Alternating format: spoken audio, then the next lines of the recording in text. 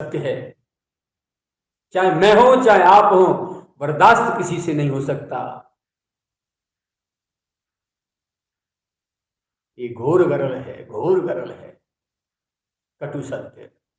इसे जो पी गया वो कल्याणकारी शिव हो गया। क्योंकि जिसे अहंकार है किसी बात का, वो सामने वाले की बात को स्वीकार नहीं सकता। आत्म कल्याण की जो बात होती है सामने वाले की, उसको स्वीकार नहीं सकता। और दीनता होगी तो सुन करके सामने वाले की वाणी से अपने दोषों को निष्कासन करके और पूरी तरह से आनंद में किलोल करेगा, आत्म कल्याण को प्राप्त होगा सुनिश्चित रूप से। ये मेरा अपना अनुभव है प्यारे। महापुरुष कामधेनु और कल्प वृक्ष होते हैं, कल्पतरु होते हैं। उनकी सेवा और उनकी प्रदत्त साधना, भजन, पूजा पाठ करते करते समय आपके मन में जो जो संकल्प और कामनाएं होंगे संसार से लेकर ईश्वर तक के, वो पूर्ण होंगे, अवश्य पूर्ण होंगे। इसीलिए सावधान, संसार को शरीर के प्रारब्ध और भाग्य पर छोड़ दिया जाए। और यदि ऐसा सुअवसर आपके हाथ में प्राप्त हुआ है, ऐसा सुनहरी अवसर आपके हाथ में प्राप्त हुआ है, ऐसे स्वर्णिम क्षण आपके हाथ में आए हैं कि आज आपको किसी सच्चे महापुरुष की सेवा और सन्निधि प्राप्त है, तो प्यारे चूकना मत। परस्पर एक दूसरे से हृदय से प्रेम करते हुए और अपने सद्गुरु की सेवा करते रहना। पर दुर्भाग्य है आप कर नहीं पाते, जीव कर नहीं पाता, बिना राग द्वेष के रह नहीं पाता। क्योंकि स्वार्थ और अहंकार दो भीतर चित्त में बैठे होते हैं, वो नहीं जीने देते।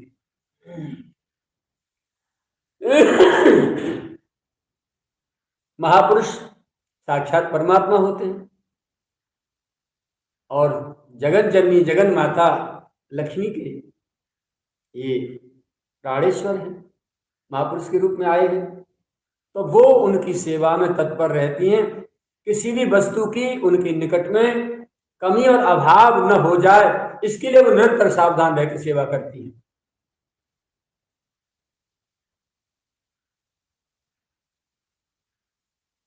उस पदार्थ, व्यक्ति, वस्तु को पापा करके निकट में रहने वाले जीव जो सेवक के रूप में, साधक के रूप में आके रहने लग जाते हैं, क्योंकि उनकी खुद की तो इतनी औकात होती नहीं है। जहां से वो आए अपना घर छोड़ करके, उस घर से वहां घर की औकात देखी जाए तो समय में रोजाना रोटी भी खाने को नहीं मिली होगी और कटी प्रदेश को ढकने के लिए भी शायद वस्त्र नहीं रहे होंगे।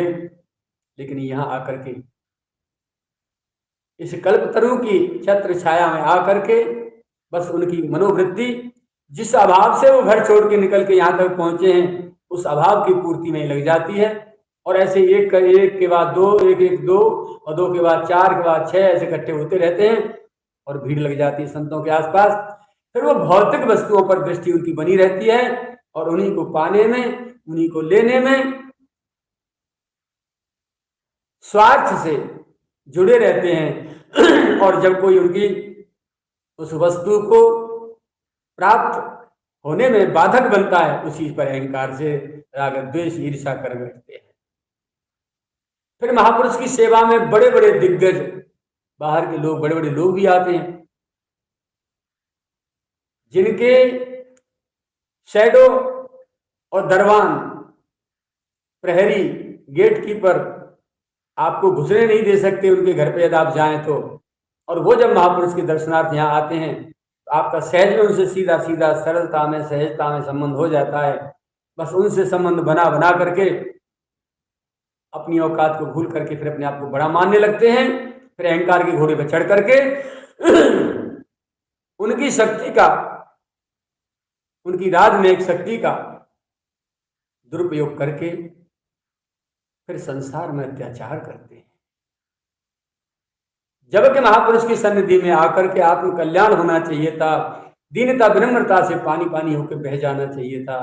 लेकिन स्वार्थ और अहंकार की चपेट में आकर के ये मायाबद्ध जीव इतना जो है पवित्र निर्मल सरोवर में घुस के जैसे हाथी हथनी और सुअर गंदगी खाब उठा देते हैं, जल को गलवा गिदला कर देते हैं, ऐसे ही परमात्मा की इस परम पावन मधुर सृष्टि में, समाज में इतनी खलबली मचा देते हैं ये सुअर कि इसका कोई ठिकाना नहीं। तो जिनके चित्त में विकार भरे हैं, विकार का नाम है मल, और मल का भक्षण करता है सूकर कूकर, इसीलिए तिनते खर सूकर स्वान भले, जड़ता बस वे न कहें कछुए। बाबा तुलसीदास जी का सवैया है, बहुत सुंदर लिखा है उन्होंने, बड़ा फटकार फटकार के सोटा बजाया, फटे बांस बजाए हैं। तो इस तेजोमय देश की शिकार हो करके ये महापुरुष रूपी कल्पतरु और कामधेनु की छत्र छाया में रह करके केवल संसार ही बढ़ता दिखाई देता है, की छत्र छाया भी उनके ऊपर पड़ती हुई दिखाई नहीं देती है। और यदि कोई दूसरा व्यक्ति वहां आने लग जाता है विनम्र भाव से विचारा, तो पहले तो उसे प्रवेश ही नहीं करने देते, और कदाचित प्रवेश भी कर लिया तो अपने स्वार्थ की पूर्ति के लिए उनको प्रवेश कराते हैं, उनका फिर जम के शोषण करते हैं।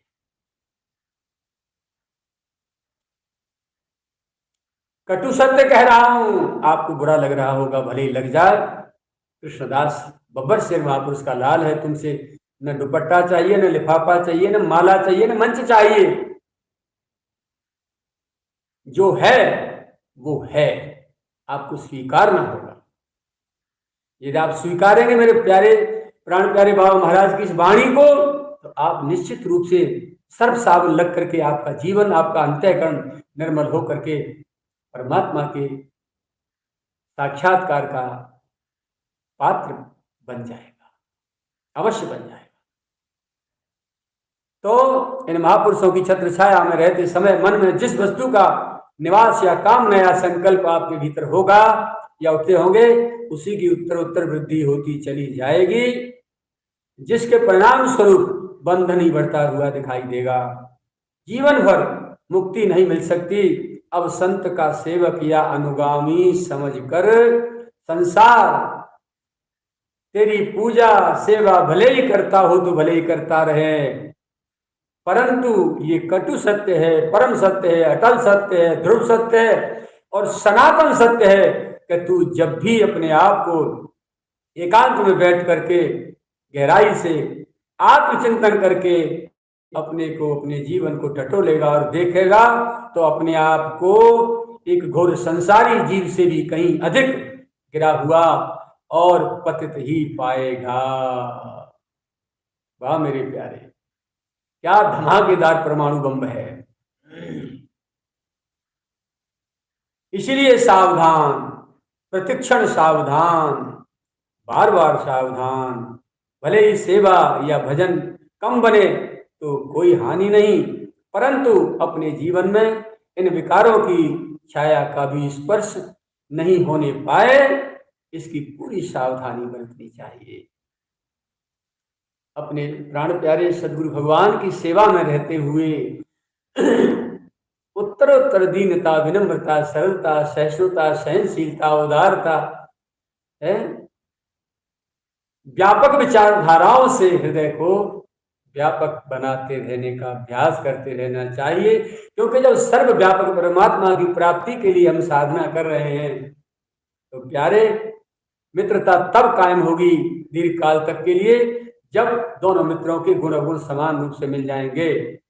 तो परमात्मा तो सर्वव्यापक हैं, तो आपकी अपनी विचारधाराएं भी सर्वव्यापक बनानी होंगी। वो निष्किंचन है, निष्कामी है, निरीह है, उनको कोई इच्छा नहीं है, इसलिए हमको और आपको भी निरीह इच्छा रहित होना होगा।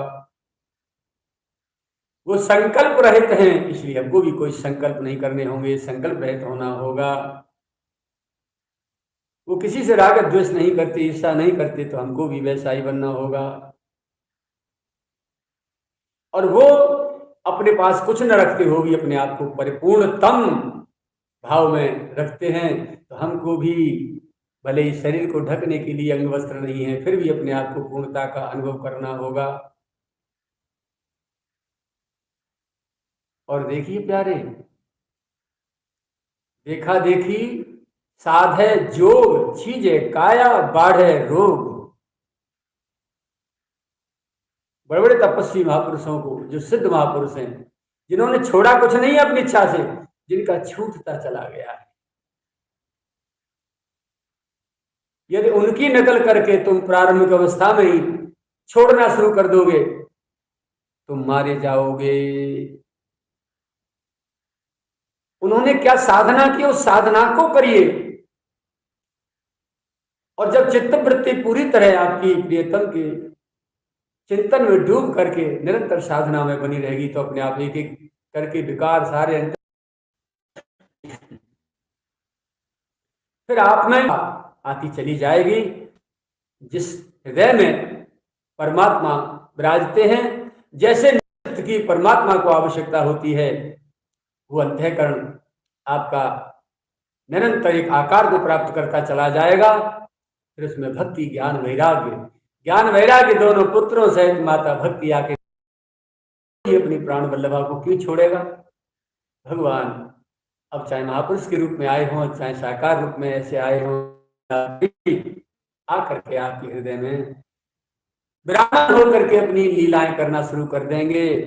अर्थात आपको लीलाओं का स्फुरण होना शुरू हो जाएगा और लीला जगत में आपका प्रवेश हो जाएगा। आप लीला राज्य में किलोल करते रहेंगे, माया राज्य से हट करके आप लीला राज्य में प्रवेश पा जाएंगे। और जहां विकारों की छाया भी नहीं आ सकती, परम भक्ति रस से संपन्न समुद्र में गोता लगाने लग जाएंगे। इसलिए सावधान, पूरी तरह से सावधान रहने का आदेश करते हैं आपके प्राण प्यारे बाबा महाराज। पूज्य श्री के विषय में